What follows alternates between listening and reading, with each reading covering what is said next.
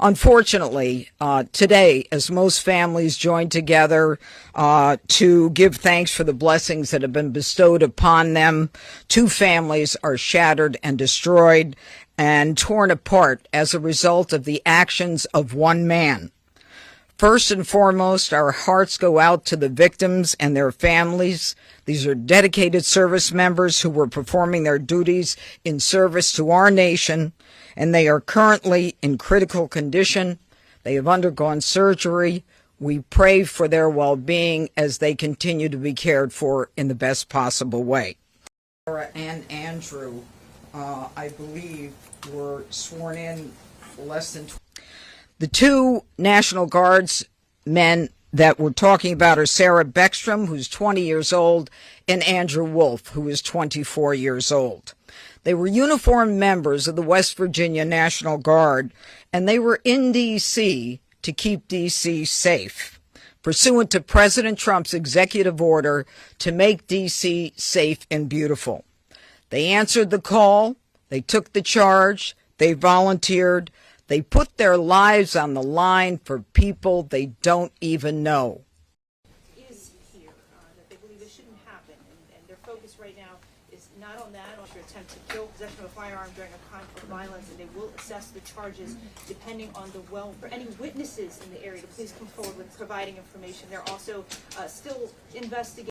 Yesterday on Thanksgiving Eve at approximately 2:15, near 17th and I Streets in the northwest section of the district, near the Farragut West Metro Station, two uniformed guardsmen were ambushed in a brazen and targeted attack.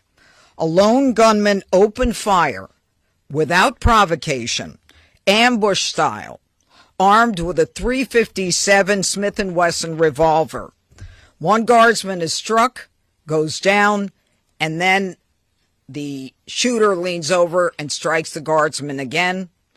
Another guardsman is struck several times. Fellow guardsmen who were there responded immediately, engaging the suspect, neutralizing the threat, and subduing him at the scene. He was transported to a local hospital where he remains, as we speak, under heavy guard. In Washington. Any questions? Could you drill down on the possible? Yeah, he got shot. By another guardsman, yeah. The suspect.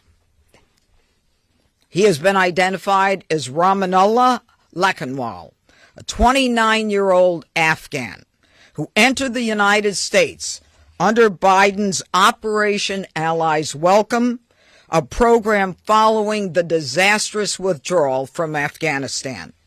He resided in Bellingham, Washington, with his wife and, we believe, 5 children.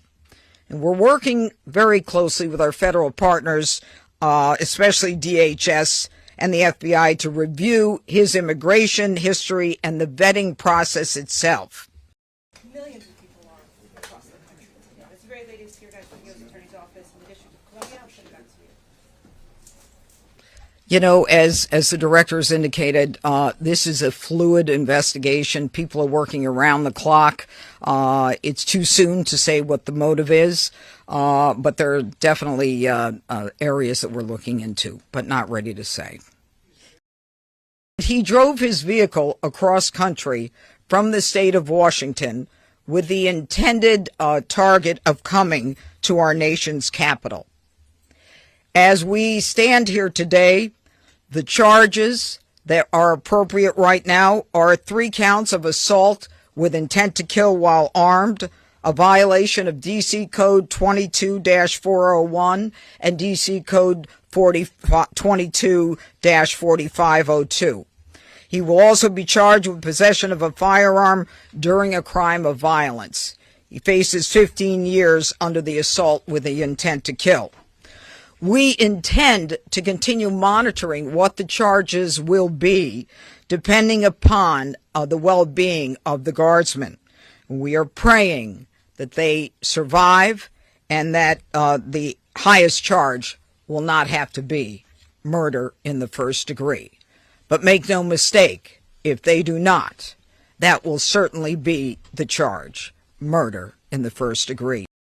I don't even want to talk about whether they should have been there. We ought to kiss the ground and thank God that the president said it's time to bring in more law enforcement to make sure that a city that had the fourth highest homicide rate in the country was that violence was quelled. I'm not even going to go there. I want to be very clear what the judge and everyone has reported here. Somebody drove across the country, came to Washington, D.C. to attack America. And that person will be prosecuted to the fullest extent of the law. These young people should be at home in West Virginia with their families. Thanks, Judge. I'll begin my remarks and end my remarks the same way. It is an ongoing investigation of terrorism. Make no mistake about it. The FBI is leading out on these federal assault on a federal law enforcement officer investigation on many fronts.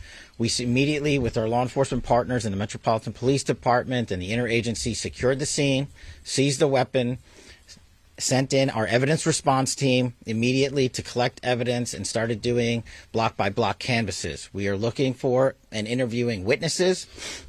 The firearm and other materials have been sent to our Quantico laboratory already yesterday for immediate analysis. That work is ongoing. Partnering with the D.C. United States Attorney's Office, we have also executed multiple search warrants around the country to include the subject's last known residence, which is in the state of Washington. The search warrant was executed on that house last night or early this morning, and it is an ongoing process. All the individuals found in the house have been interviewed, and some interviews remain ongoing. We will not stop until we interview anyone and everyone associated with the subject, the house, and every piece of his life. I also spoke to Director of the CIA John Ratcliffe last night and Secretary of War Pete Hegseth. There is confirmation now that the subject had a relationship in Afghanistan with partner forces. We are fully investigating that aspect of his background as well, to include any known associates that are either overseas or here in the United States of America. Our resolve will be tested. It is being tested. But make no mistake, each and every one of these soldiers and airmen will meet and exceed the expectation that we have for them. They are, in fact, America's best. I'm proud of each and every one of them. I pray for each and every one of them today, and in particular for these two young service members who are willing to go above and beyond and pay whatever price our nation asks of them. I ask every American today to keep them in their thoughts and prayers as you go about your day. Can you talk about the decision not to charge him as a terrorist? What about the asylum process that led him to get asylum under the Trump administration? Unfortunately, today, as most families join together to give thanks for the blessings that have been bestowed upon them, two families are shattered and destroyed and torn apart as a result of the actions of one man. First and foremost, our hearts go out to the victims and their families. These are dedicated service members who were performing their duties in service to our nation, and they are currently in critical condition. They have undergone surgery. We pray for their well-being as they continue to be cared for in the best possible way. Sarah and Andrew, I believe, were sworn in less than the two National Guardsmen that we're talking about are Sarah Beckstrom, who's 20 years old, and Andrew Wolf, who is 24 years old. They were uniformed members of the West Virginia National Guard, and they were in D.C. to keep D.C. safe, pursuant to President Trump's executive order to make D.C. safe and beautiful. They answered the call, they took the charge, they volunteered, they put their lives on the line for people they don't even know.